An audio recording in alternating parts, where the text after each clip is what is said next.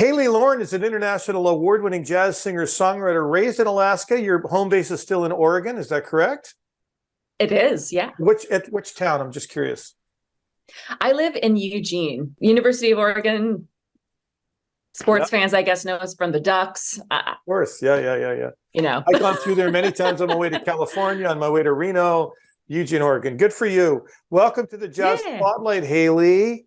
Oh, thank you so much. Thanks for having me. It's good to have you here. So my first question for you today is, what inspired you to start playing and making music? Like what inspired you to do all this? That's a good question. It's a hard question to tell you exactly where the origin is, but I just know that I always loved singing. When I was little, I did not come from a musical family. I just sort of emerged singing. It was always my thing. And I fell in love with music from the earliest I can remember. My parents, especially my mom, had a very extensive album collection when I was growing up in rural Alaska. Of what kind of music? It ranged a lot. So a lot of jazz, as well as like blues and classic country and folk. And my dad liked classic rock, so I heard a smattering of that. My sister liked a lot of pop music of the time. So I got a really nice eclectic blend of music, coming through my ears and out my mouth for most of my life. Yeah. And you were raised in Alaska? Yes. Did you start singing on stage there before you got to Oregon, or no? I did, limited, but yes, my first performing experiences were in Alaska, in the town that I grew up for most of my childhood in, which was Sitka, Alaska, which is on an island in the southeast region of the state. And I attended a fine arts camp called Sitka Fine Arts Camp for 2 years in a row, and I was 10 and 11 years old. And those are my, that's kind of when I got the jazz performance bug, actually, because I got to perform with the live jazz trio as a featured performer, which was kind of a big thing for me. I'd never done that before, and I was so young. But performing with that trio was really influential because it scared me a lot, but I guess I realize now that the excitement and kind of the connection to the music that I felt and the buzz of that it overweighed or overwhelmed the stage fright that I felt, and that sort of was enough to push me forward into wanting to keep pursuing that and doing that. So I did a little bit of that, and then I moved to Oregon, and that's when I really started performing all the time.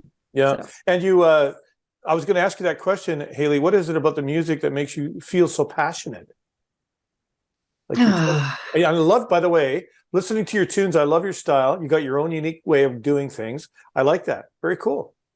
Thank you so much. I appreciate that. The thing that I always feel passionate about the most with music is connecting to the authentic story of the song, whether it's something I've actually experienced verbatim, whether it's something that I literally have experienced being there, especially if it's a song that somebody else has written. There's an emotional center to it that I feel always connected to, or at least that is the goal. If I'm not feeling connected to it, I have to figure out why.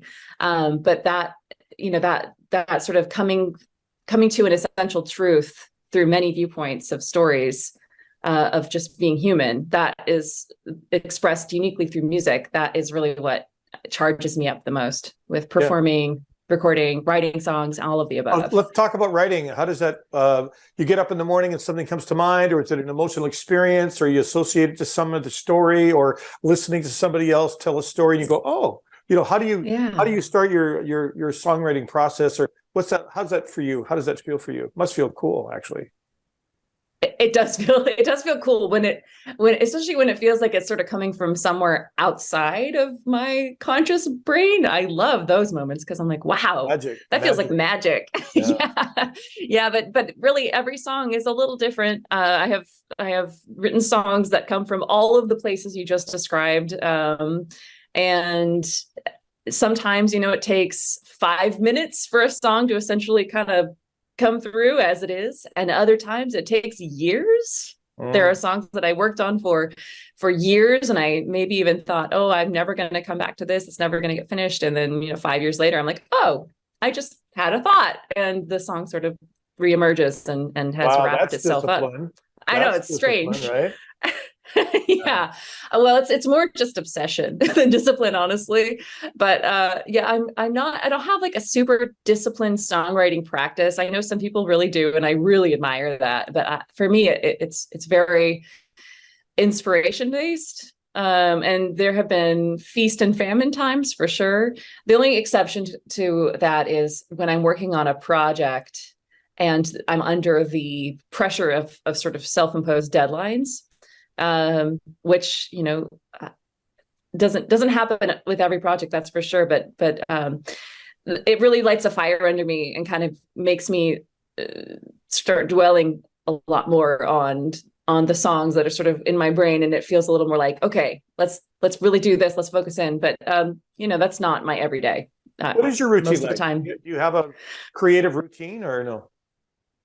I mean, my routine, it changes a lot because being a professional performer and recording artist, there's a lot of variability in what I do. There's no set schedule for the average day because there's not a lot of averageness in my days, especially pre-COVID, but it's coming back more and more of just like being on the road for part of the year. That really throws everything completely up into the air, because life is never the same on the road as it is when you're not.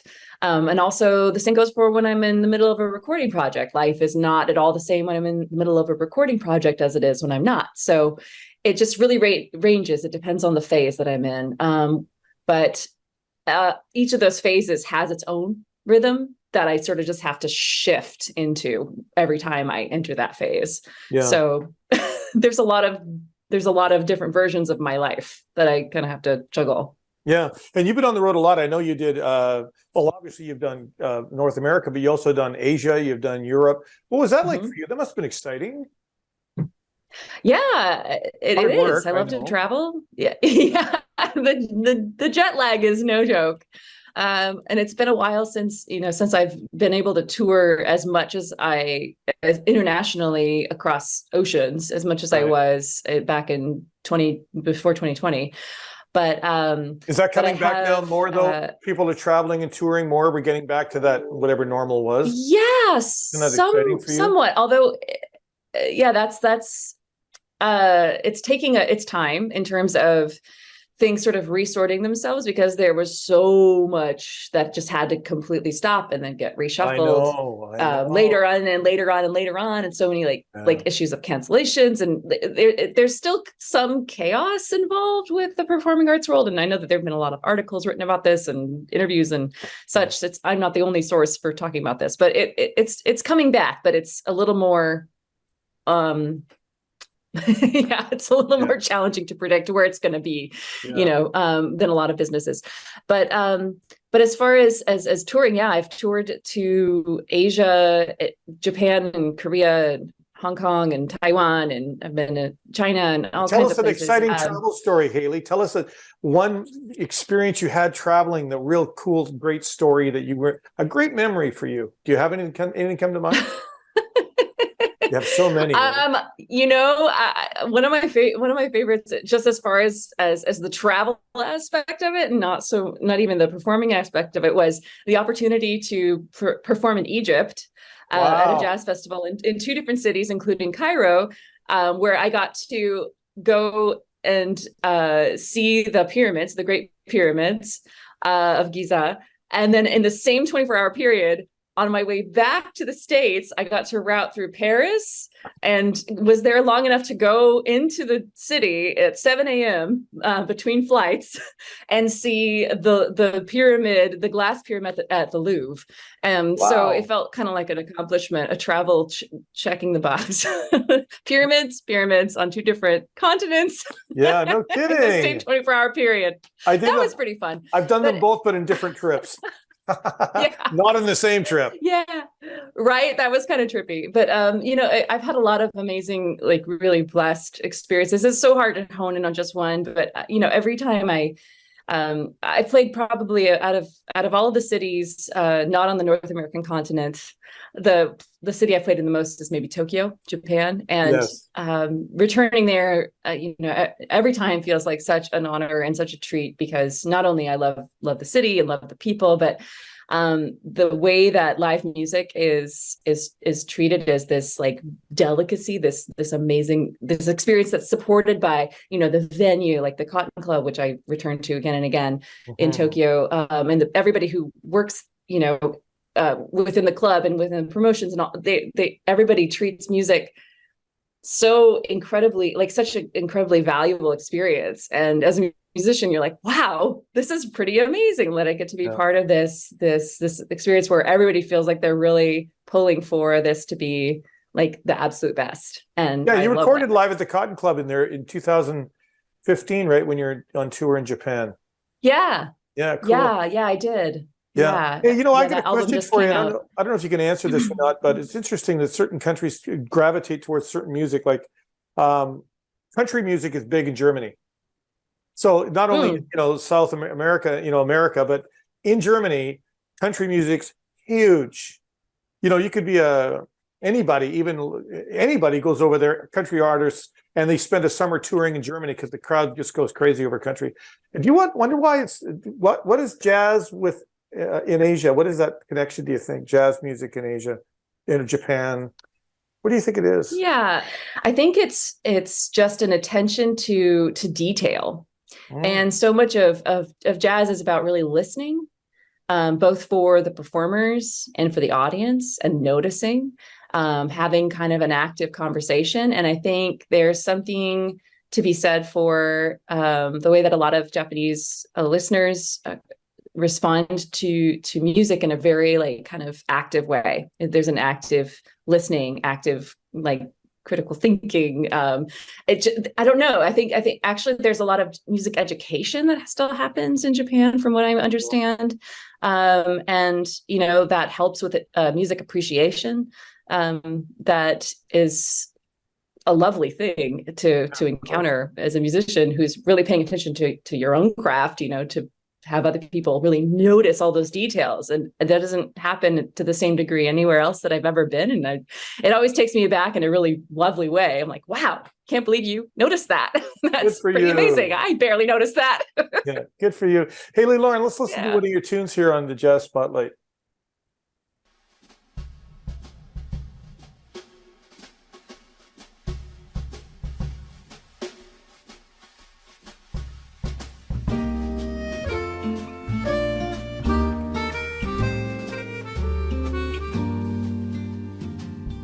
I got a restless heart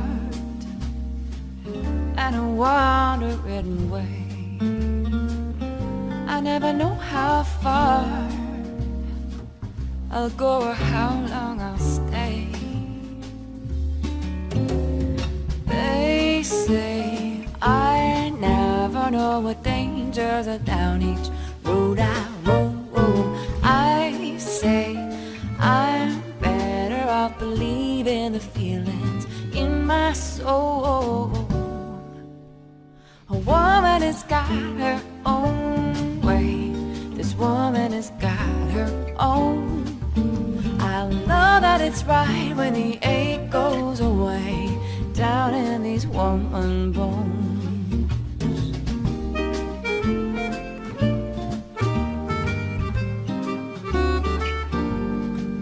That are many I've known, but not a one was to be. I never let them own the gypsy see spirit in me. Oh no, life needs freedom to flourish into the beauty it should be, and there's no reason the very same truth could not apply to me. A woman has got her own way. This woman has got her own. I know that it's right when the ache goes away down in these woman bones. Oh, what a blessed life I've been shown, one that is mine and mine alone. This lonely and lovely journey is bliss. Oh, oh, oh,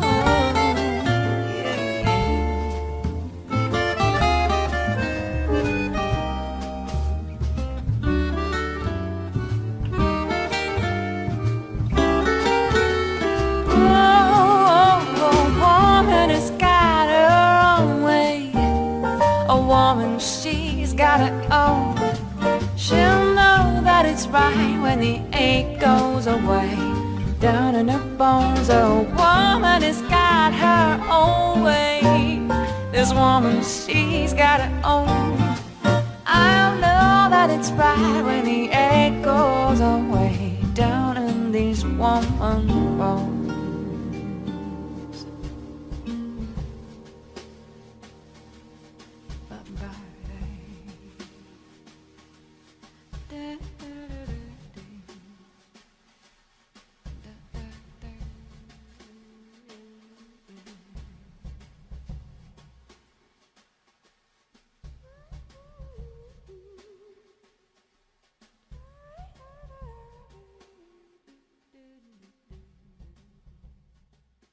We're with Halie Loren in the Jazz Spotlight. Halie, what is up with all the languages too?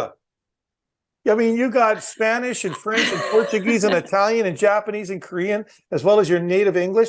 Like, did you learn to sing in those languages, or learn the language first and then, like, how did that, like, how cool are you, woman? Really? I don't know how cool I am, but you'd have to ask my mom. But but I just love languages. I don't pretend to be fluent in really any of them per se. I to varying degrees have learned different aspects, or have been able to understand and speak in several of those languages to varying degrees of success. But I'd say Spanish is probably the one that I know the most.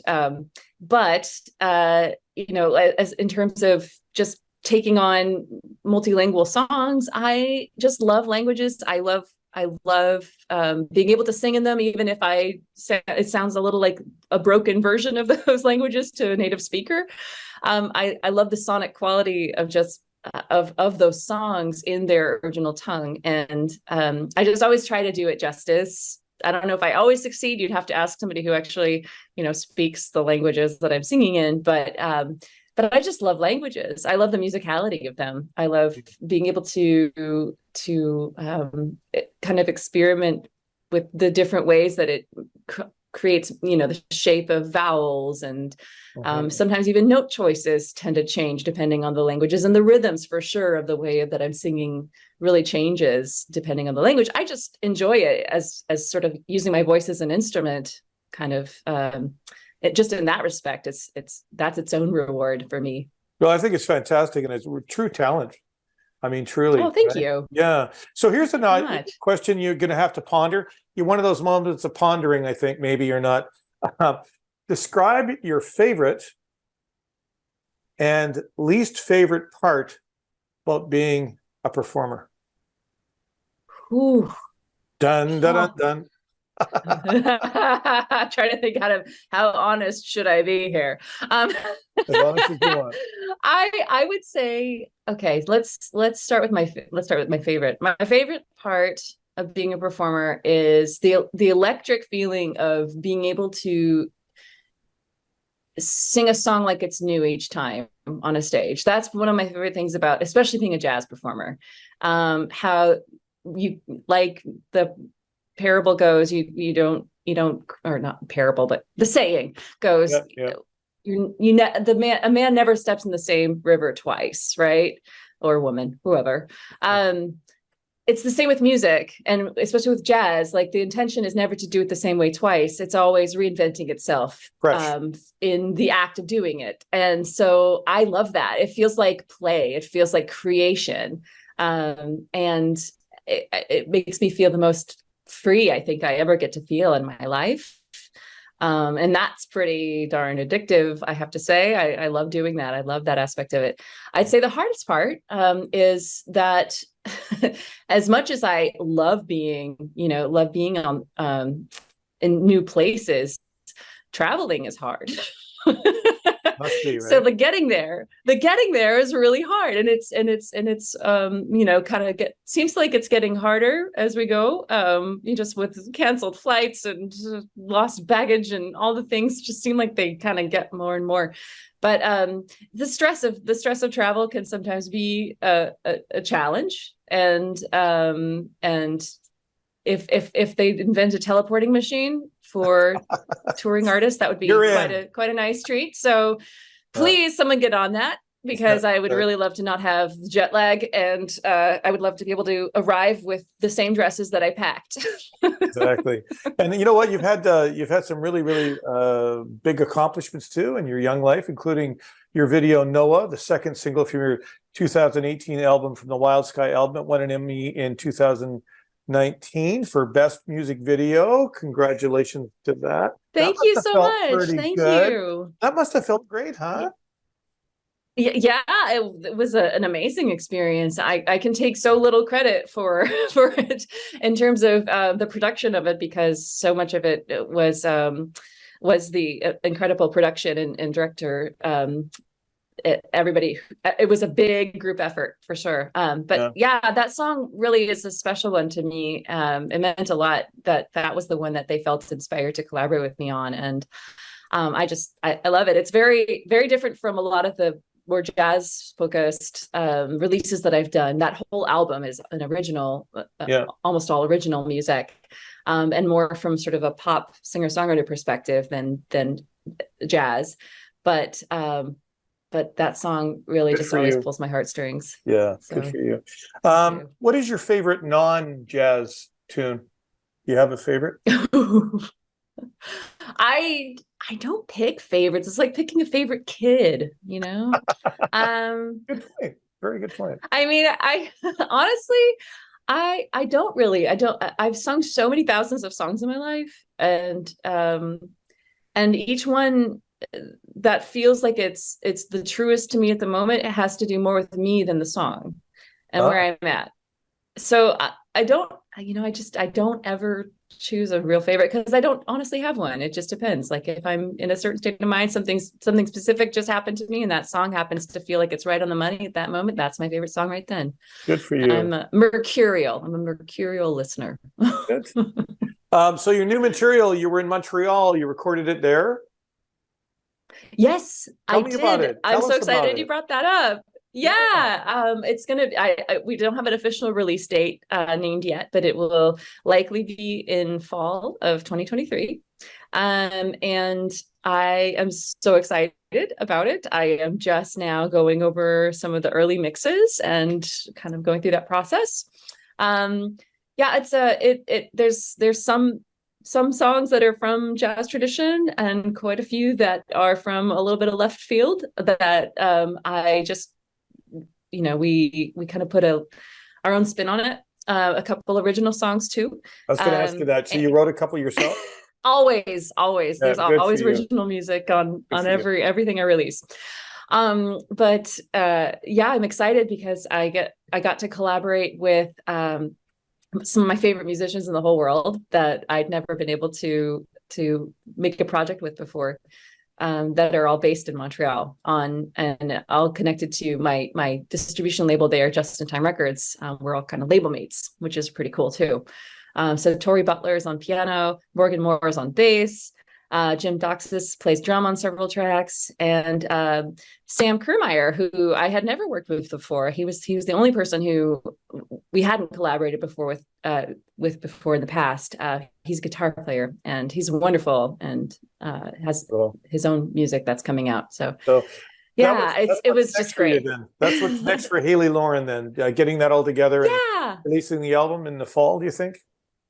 Yeah, that's a big undertaking always, and it's going to be my first one in quite a long time. But I'm really excited to release some new stuff out there into the world.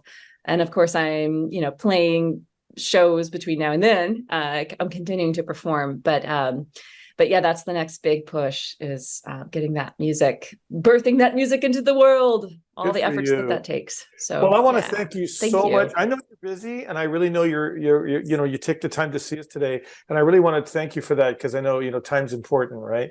So, thank you for taking the time to talk to me today. I'm so honored to be on your show. Thank you so much for having me as a guest. It means a lot, and thank you for all the kind words. It really boosts my confidence for this Friday. Good luck in all you do. Thanks for being on the Spotlight today, Halie Loren.